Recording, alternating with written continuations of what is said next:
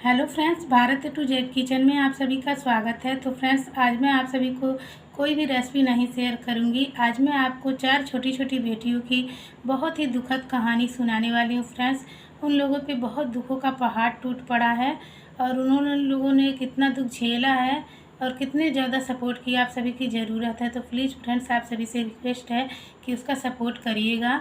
उन लोगों की बहुत ही दुखद कहानी है, मेरे से देखा नहीं गया तो मैंने सोचा कि आप सभी के साथ सब वो शेयर करना चाहिए। क्योंकि फ्रेंड्स, आप लोगों ने बहुत सारे गरीब लोगों की मदद की है सोशल मीडिया पे।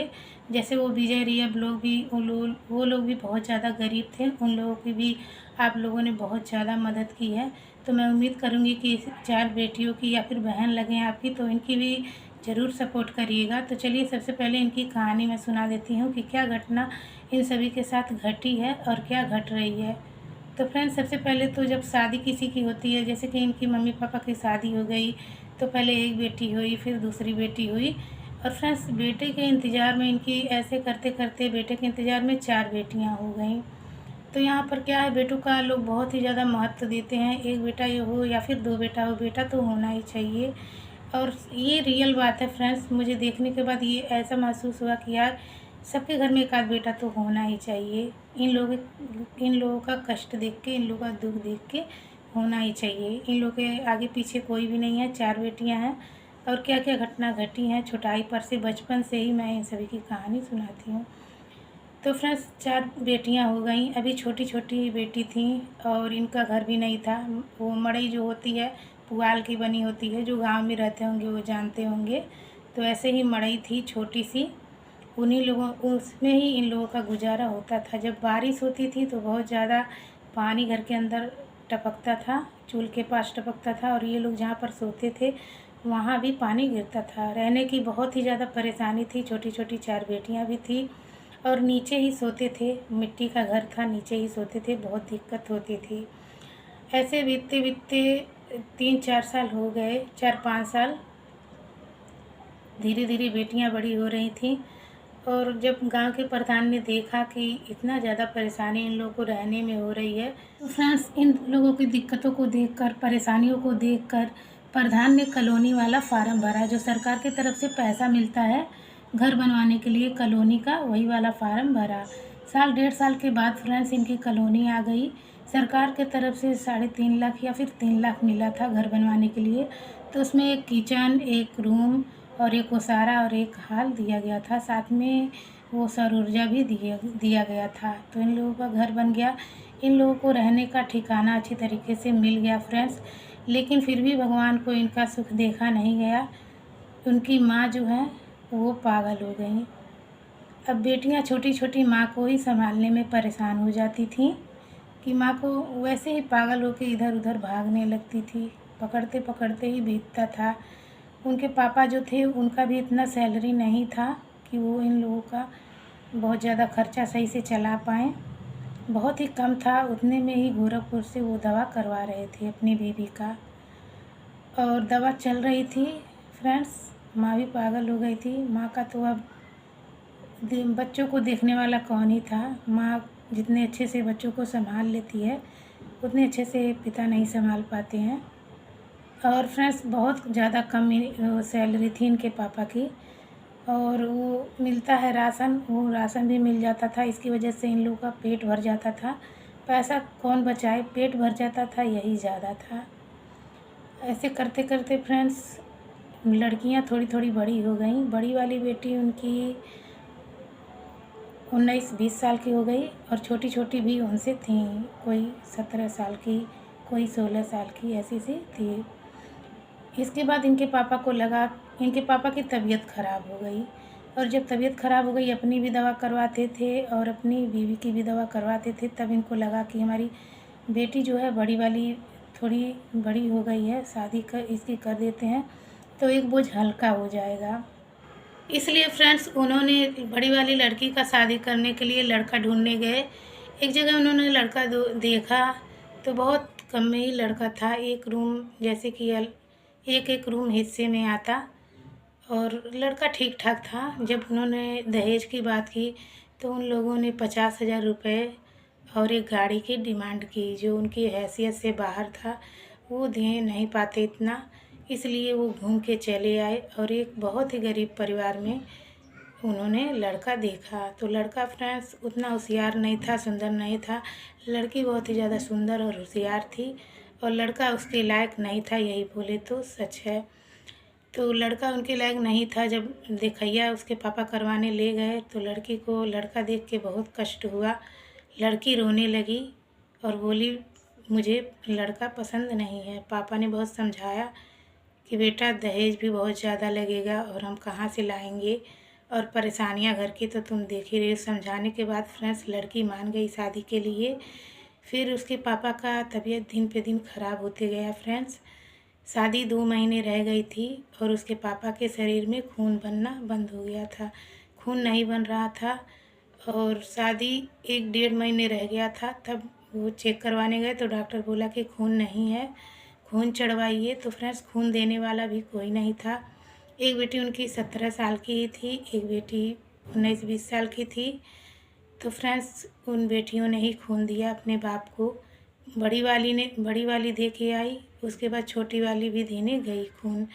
और फ्रेंड्स गोरखपुर बहुत दूर है हमारे यहाँ से, और छोटी सी बच्ची उतना दूर खून देने कैसे गई, जो घर के बाहर ज़्यादा नहीं जाती थी, वो उतना दूर जा गई अकेले और खून दे के आई, छोटी बेटी भी। तो बड़ी वाली की का खून तो डॉक्टर ने निकाला, पर छोटी वाली बेटी को बोला कि अभी आप 18 साल की नहीं हैं तो आपका खून नहीं निकाला जाएगा। तो छोटी वाली बेटी ने झूठ बोल दिया कि मैं 18 साल से ऊपर हूँ, मेरा खून निकाल लीजिए। फ्रेंड्स उसका खून निकाल लिया गया और उसको अकेले बड़ी वाली बेटी ने भेज दिया, अपने हॉस्पिटल में थी और उसको घर भेज दिया। माँ को सब नहीं ले गए क्योंकि माँ पागल थी, हॉस्पिटल में नहीं लेके गए। और छोटी वाली अब फ्रेंड्स इतना दूर से वो आ रही है, खून निकलवाई है, उसको चक्कर आ रहा है, उल्टियाँ हो रही हैं, उसकी उम्र ही क्या है फ्रेंड्स। तो जैसे तैसे करके वो खून दे के आई। उसके बाद 2-4 दिन के बाद उसके पापा की छुट्टी हुई, हॉस्पिटल से घर लेके आए। फिर फ्रेंड्स 2-4 दिन के बाद ही खून की कमी हो गई, क्योंकि फ्रेंड्स जब अपने शरीर में खून नहीं बनता है तो दूसरे के देने पर इंसान कितना दिन जिएगा। फिर कुछ दिन के बाद, 3-4 दिन के बाद नहीं, कुछ दिन के बाद उनको फिर खून की कमी हुई। फिर वो बेटियां जो थीं थोड़ा बहुत, वो बेटियां नहीं निकलवाई, उनके रिश्तेदार जो थे वो थोड़ा थोड़ा खून दिए। ऐसे करके फिर से उनको खून, उसके बाद उनको फिर छुट्टी दी गई, घर पे लेके आया गया फ्रेंड्स। और पता नहीं उन्होंने क्या सोचा क्या नहीं सोचा, उनको ब्रेन हैमेज हो गया। पता नहीं बेटियों के बारे में सोचा, शादी की शायद मेरे बेटे भी नहीं हैं और मुझे भी कुछ हो जाए तो मेरी बेटियों को कौन देखेगा। वो बहुत ज़्यादा सोचने लगे और उनका ब्रेन हैमेज हो गया। उनको रात को गिर गए, उनकी बेटियां उठा नहीं पा रही थी, बगल वालों को बुला के लाए तो उठा के सुलाए। उसके बाद फिर से गोरखपुर लेके भागे दवा कराने के लिए। वहाँ पर जब डॉक्टर ने चेक किया तो वो बोले कि इनका ब्रेन हैमेज हो गया है, अब ये नहीं बचेंगे, इनको लेके घर जाइए।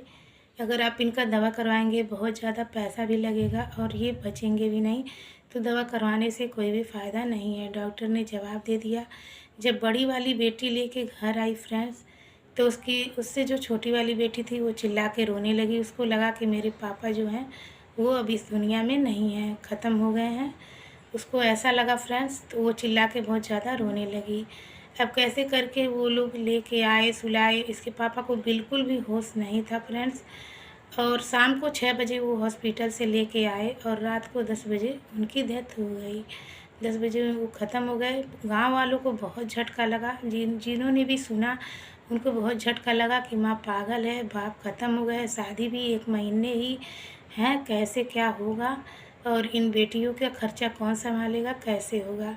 तो फ्रेंड्स गांव वालों ने मिल के पैसा दिया, उसके बाप का काम हुआ। उसके बाद उसकी शादी भी यही हुई कि अब शादी पड़ गई है तो शादी हो ही जाना चाहिए।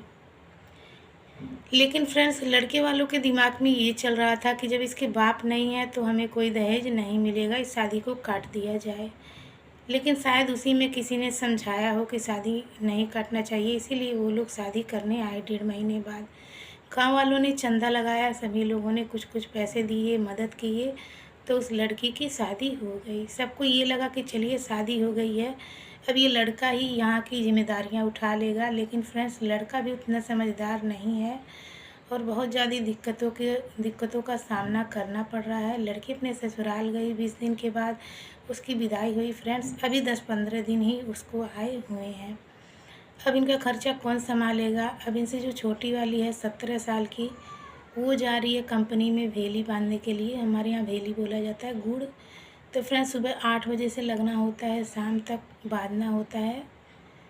5 बजे शायद छुट्टी मिलती है और 125 रुपये मिलते हैं। तो फ्रेंड्स 125 रुपये में पूरे दिन मेहनत करो, कितने दुख की बात है। और क्या ही खर्चा चलने वाला है 125 रुपये में। और फ्रेंड्स एक दिन तो ऐसा हुआ कि किसी ने खेत सोने के लिए बुलाया और उसने बोला कि दीदी तुम छोटी वाली को भेज दो मेरे से, वो जाएगी और मैं खेत सो लूँगी तो कुछ पैसे मिल जाएंगे। खेत में जाके वो रोने लगी, जो दूसरे नंबर वाली बेटी थी, बहुत ज़्यादा रो रही थी और बोलने लगी कि मेरे पापा जो थे, मैं जो घर से बाहर घूमने के लिए निकल जाती थी तो दिन भर में 3-4 बार फ़ोन करते थे, पूछते थे कहाँ गई हैं कहाँ गई हैं। आज हमको पूछने वाला कोई नहीं है। हमने ये सारा काम कभी जीवन में नहीं किया था जो हमें अब करना पड़ रहा है। बहुत ज़्यादा रो रही थी फ्रेंड्स। और उसके छोटी वाली 13-14 साल की, तीसरे नंबर वाली होगी, वो भेली बांधने गई थी। तो फ्रेंड्स आप सोचिए, छोटी छोटी बेटियां जब ऐसे काम करें तो कितने दुख की बात होती है। और लगभग सारी सयान ही हो गई हैं, बड़ी ही हो गई हैं, बस उनकी उम्र कम है थोड़ी थोड़ी। और आप लोग समझ सकते हैं घर में जब कोई मर्द ना हो तो लोग कैसी नज़रों से देखते हैं। तो फ्रेंड्स बस मैं यही कहूँगी कि आप लोग उन लोगों का सपोर्ट करिए। बहुत ज़्यादा दुख में है, बहुत ज़्यादा उनको खाने पीने की सारी चीज़ों की दिक्कत हो रही है। और दूसरे के परिवार को कोई कितना ही संभालेगा। मैं ये नहीं बोलूँगी फ्रेंड्स कि आप लोग 2000 दे दीजिए, 4000 दे दीजिए, 500 भेज दीजिए। मैं पैसा नहीं भेजने के लिए कहूँगी, मैं सिर्फ इतना कहूँगी आप लोग थोड़ा सा सपोर्ट कर दीजिए।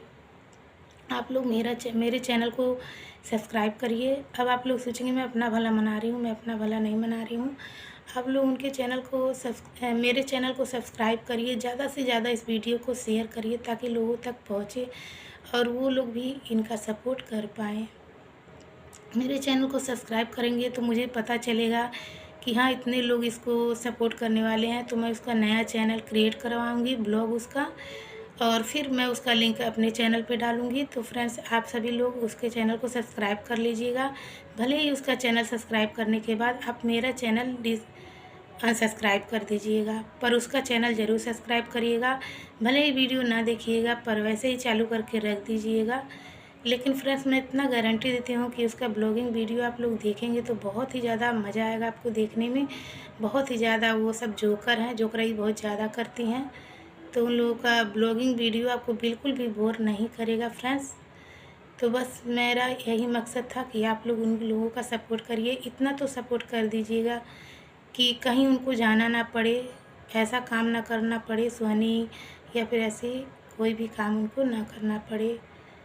तो प्लीज़ फ्रेंड्स आपसे रिक्वेस्ट है, 3-4 साल हो गया फ्रेंड्स, मैंने आज तक किसी से इतना रिक्वेस्ट नहीं किया कि आप लोग मेरा चैनल सब्सक्राइब करिए। मैं बहुत दुख में हूँ, मैं बहुत परेशानी में हूँ, मैंने किसी के सामने नहीं रोया। लेकिन फ्रेंड्स इन बेटियों के लिए मैं आप लोगों के सामने हाथ जोड़ती हूँ फ्रेंड्स, और बहुत ज़्यादा रिक्वेस्ट करती हूँ कि प्लीज़ सपोर्ट करिए, मेरे चैनल को सब्सक्राइब करिए।